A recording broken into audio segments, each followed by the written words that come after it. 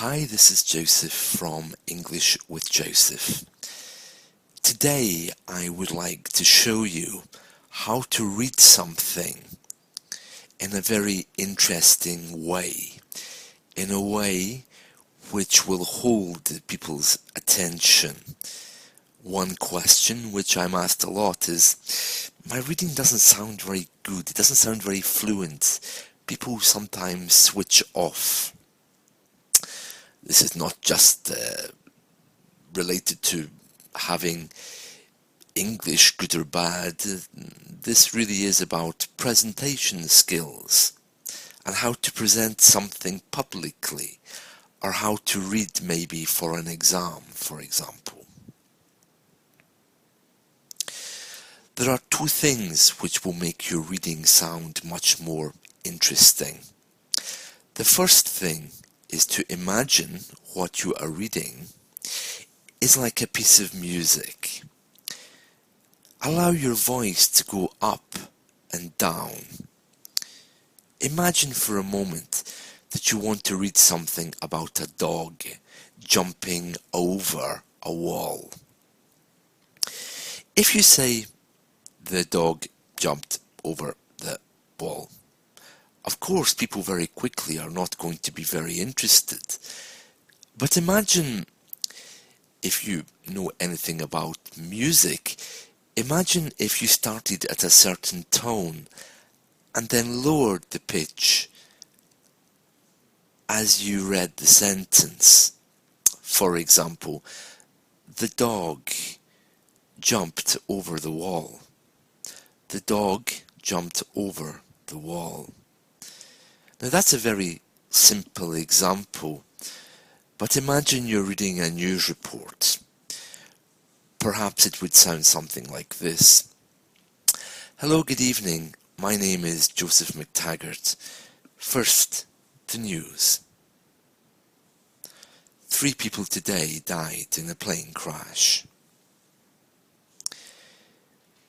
13 school children were found very safe and unharmed.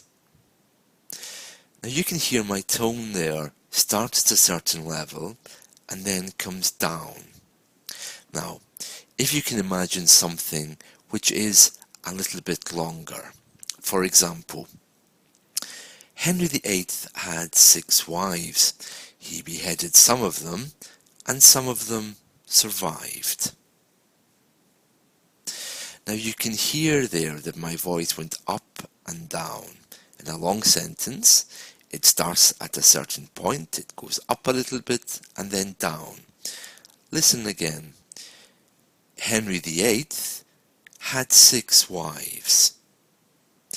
Some of them were beheaded, and some of them died. The next time you're listening to a native English speaker on TV or radio, have a listen to the tone of the voice and see if you can hear a change in pitch, particularly at the end of sentences. The other way you can improve your reading is by imagining that the ends of the words are joined with the beginning of the following word. Remember, the dog jumped over the wall. You can hear the gaps between those words. But imagine if the end of the word was joined to the next word. For example, the dog. Imagine if there was no space there, or if the space was in a different place. For example, a dog. The dog. The space is not quite as noticeable. You can practice this alone, but what you can't do is cram the words together. But you can perhaps maybe not leave such a big space. Listen again.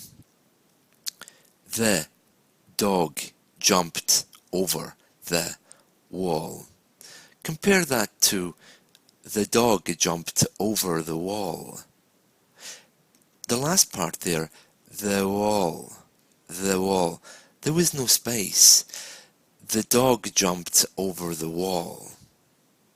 It's true that I did put the words together, and I did remove most of the spaces, but I also spoke slowly, so you could understand everything that I said. So maybe you can remove the spaces, or at least shorten them to a great degree, but remember you must speak very slowly to be understood if you do that. Well, I hope that helps. Thank you, and goodbye.